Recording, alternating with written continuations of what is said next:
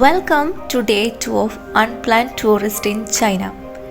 So എൻ്റെ first വീഡിയോയിൽ ഞാൻ പറഞ്ഞിട്ടുണ്ടായിരുന്നു തികച്ചും അൺപ്ലാൻഡ് ആയിട്ടാണ് ഞാൻ ഈ ഒരു ചൈന ട്രിപ്പിന് വന്നിട്ടുണ്ടായിരുന്നതെന്ന്.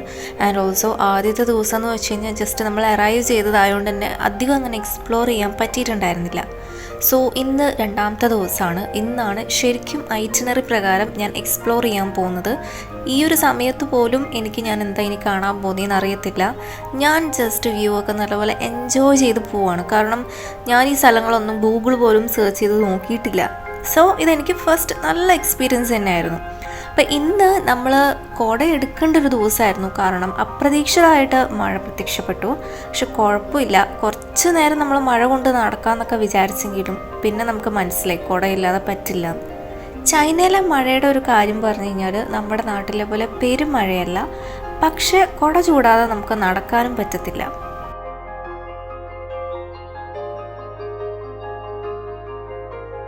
ചൈനീസ് സീരീസൊക്കെ കാണുന്നവരാണെങ്കിൽ മനസ്സിലാവും. അങ്ങനെയുള്ള സീരീസിലൊക്കെ നമുക്ക് ട്രഡീഷണൽ ആയിട്ടുള്ള അല്ലെങ്കിൽ ഓൾഡ് ആയിട്ടുള്ള കുറച്ച് സ്റ്റോറീസൊക്കെ കാണിക്കുന്ന സമയത്ത് നമ്മൾ കാണുന്ന ടൈപ്പ് ബിൽഡിങ്സൊക്കെയാണ് ഇന്ന് പോയ സ്ഥലത്ത് എനിക്ക് കാണാൻ പറ്റിയിട്ടുണ്ടായിരുന്നത്. ഭയങ്കര ഗ്രീനറിയും ഭയങ്കര ബ്യൂട്ടിഫുൾ ആയിട്ടുള്ളൊരു സ്ഥലം കേട്ടോ. ശരിക്കും പറഞ്ഞാൽ പഴയ കാലത്തേക്ക് ഞാൻ പോയൊരു ഫീലായിരുന്നു എനിക്ക് ഉണ്ടായിരുന്നത്.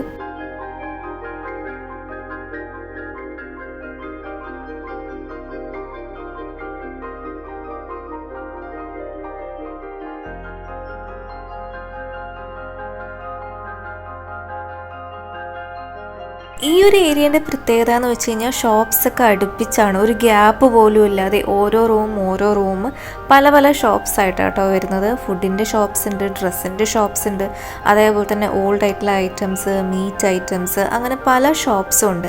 പിന്നെ ഇവിടുത്തെ പ്രത്യേകത എന്ന് വെച്ച് കഴിഞ്ഞാൽ ഏത് ഷോപ്പും കാണാൻ ഒരു ക്യൂട്ട് ഫീലിംഗ് ആട്ടോ.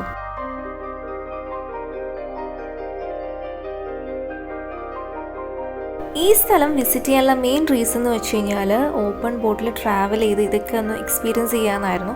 പക്ഷെ മഴ കാരണം അത് നടന്നില്ല. പക്ഷെ കുഴപ്പമില്ല, അത്യാവശ്യം നമ്മൾ ഈ സ്ഥലമൊക്കെ ഒന്ന് നല്ലപോലെ എൻജോയ് ചെയ്തു.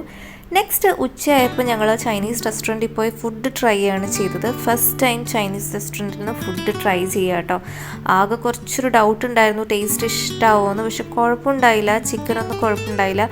ഇവരൊരു കാര്യം പറഞ്ഞാൽ നമ്മൾ അധികം മസാല ഇവർ യൂസ് ചെയ്യില്ല, എല്ലാം ഒരു മസാല കുറച്ചൊക്കെയാണ് ഇവരുണ്ടാക്കുക.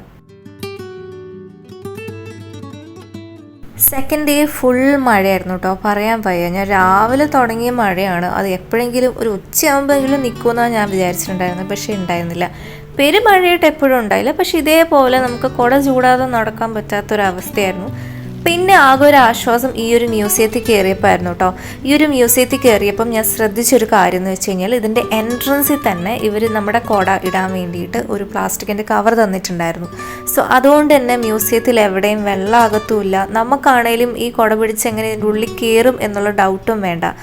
ഈ ഒരു ഐഡിയ ശരിക്കും സൂപ്പറായിട്ടാട്ടോ എനിക്ക് തോന്നിയത്. നമ്മുടെ അവിടെയും കൊണ്ടുവരികയാണെങ്കിൽ നല്ലതായിരിക്കും. കാരണം എന്താണെന്ന് വെച്ച് കഴിഞ്ഞാൽ കുട ഇങ്ങനെ കവറിലിട്ട് വെക്കുന്നതുകൊണ്ട് തന്നെ ഫ്ലോറിൽ അങ്ങനെ വെള്ളം ആവത്തുമില്ല, സ്ലിപ്പ് ആവത്തുമില്ല, പിന്നെ അത് തുടച്ചുകൊണ്ടിരിക്കേണ്ട ആവശ്യമില്ല. പക്ഷെ എത്ര പേര് ഇതിൻ്റെ പുറത്തു നിന്ന് ഇങ്ങനെ കൊടുത്തുകൊണ്ടിരിക്കുമെന്ന് നമുക്കറിയത്തില്ലല്ലോ.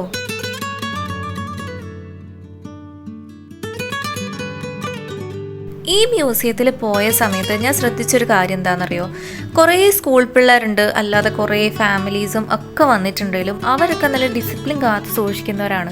അധികം ഒച്ചപ്പാടോ ഒന്നുമില്ല. പിന്നെ ഞങ്ങൾ ഇന്ത്യൻസാണ് കുറച്ചുകൂടെ ഒച്ചപ്പാടായിട്ട് എനിക്ക് തോന്നിയത്. കുറേ കാണാനുണ്ടായിരുന്നു കേട്ടോ ഈ ഒരു മ്യൂസിയത്തിൽ. കുറേ ഫ്ലോർസിലായിട്ട് പല പല സാധനങ്ങൾ ഇവർ ഉണ്ടാക്കിയിട്ടുണ്ട്. അതുപോലെ തന്നെ എല്ലാം നല്ല ക്വാളിറ്റിയുള്ള സാധനങ്ങളുമായിരുന്നു. സാധാരണ ചൈനീസ് പ്രൊഡക്ട്സ് എന്ന് പറയുന്ന സമയത്ത് നമുക്കൊരു ക്വാളിറ്റി ഇല്ലാത്തത് എന്നൊരു ഫീലിംഗ് ഉണ്ടാവും. പക്ഷെ ശരിക്കും ചൈനയിൽ വന്നു കഴിയുമ്പോഴാണ് ഓരോന്നും എത്ര പെർഫെക്റ്റ് ആയിട്ടും എത്ര ഭംഗിയായിട്ടാണ് ഇവർ ഉണ്ടാക്കിയിരിക്കുന്നതെന്ന് മനസ്സിലാവുക. എസ്പെഷ്യലി ചൈനയിൽ വരികയാണെങ്കിൽ നിങ്ങൾ കാണേണ്ട ഒരു കാര്യമാണ് ജേഡ് മ്യൂസിയം. ഇപ്പം ഇവിടെയും ജേഡിൻ്റെ മ്യൂസിയം ഉണ്ടായിരുന്നു. ശരിക്കും പറഞ്ഞു കഴിഞ്ഞാൽ അതൊക്കെ കാണുമ്പോൾ നമുക്ക് വാങ്ങാൻ തന്നെ തോന്നും, പക്ഷെ നല്ല റേറ്റ് ആണ് എല്ലാത്തിനും. ഇന്നത്തെ ഐറ്റിനറിയെ പറ്റി പറയുകയാണെങ്കിൽ ഫസ്റ്റത്തെ ഐറ്റം ഫ്ലോപ്പായിരുന്നു. കാരണം മഴ വന്നതുകൊണ്ട് അതത്ര എഫക്റ്റീവായി ചെയ്യാൻ പറ്റിയില്ല.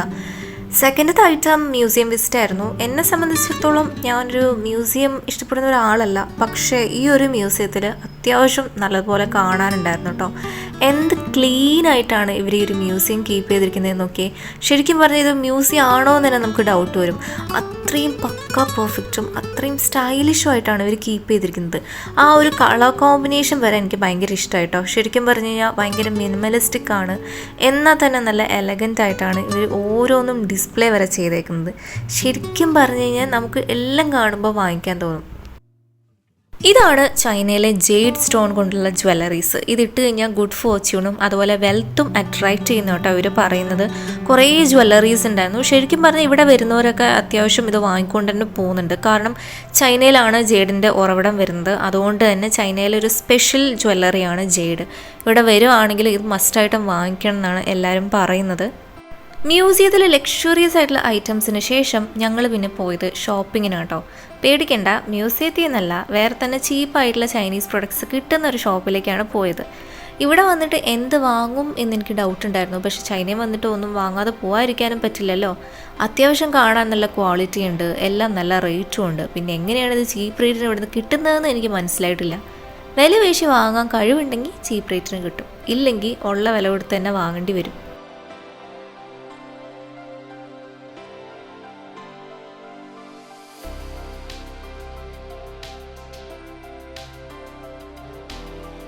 ഈ ഒരു മാർക്കറ്റിൽ വന്നപ്പം എനിക്ക് ഏറ്റവും ലാഭമായിട്ട് തോന്നിയത് ബാഗ്സ് ആട്ടോ. അത്യാവശ്യം നല്ല പ്രീമിയം ക്വാളിറ്റി, എന്നാൽ നല്ല റേറ്റിന് നമുക്ക് വിലപേശി വാങ്ങാനും പറ്റും.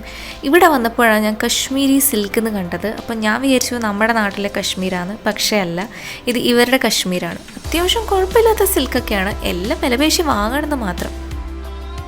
മാർക്കറ്റിൽ എവിടെയെങ്കിലും പെട്ടുപോയാൽ പിന്നെ തിരിച്ചു വരാൻ കുറച്ച് ബുദ്ധിമുട്ടാട്ടോ. കാരണം ഇവിടെയുള്ളവർക്ക് ഇംഗ്ലീഷ് അറിയാത്തതുകൊണ്ട് തന്നെ ഇവരെ ഒന്ന് പറഞ്ഞ് മനസ്സിലാക്കാൻ നമുക്ക് ബുദ്ധിമുട്ടായിരിക്കും. പിന്നെ നെറ്റ്വർക്കും കിട്ടത്തില്ല. അതുകൊണ്ട് ഗൂഗിൾ മാപ്പ് വെച്ച് നോക്കാമെന്ന് വെച്ചാലോ ആരെങ്കിലും വിളിക്കാമെന്ന് വെച്ചാലോ അതും പറ്റില്ല. അങ്ങനെ ഒരു അടിപൊളി സ്ഥലമായതുകൊണ്ട് തന്നെ നോക്കിയും കണ്ടും എല്ലാവരും ഒരുമിച്ച് തന്നെ നടക്കുന്നതായിരിക്കും ബുദ്ധി.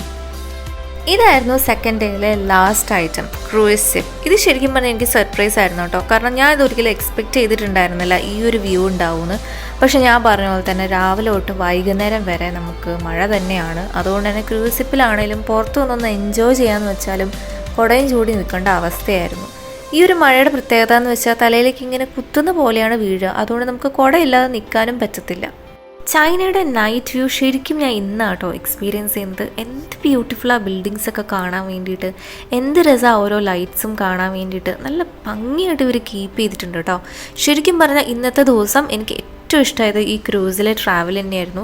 മഴ ഉണ്ടായിരുന്നെങ്കിലും നല്ല അടിപൊളിയായിട്ട് എൻജോയ് ചെയ്യാൻ പറ്റി കേട്ടോ. ഈ ക്രൂസ് ആണെങ്കിലും നല്ല ഭംഗി ഉണ്ടായിരുന്നു കാണാൻ വേണ്ടിയിട്ട്.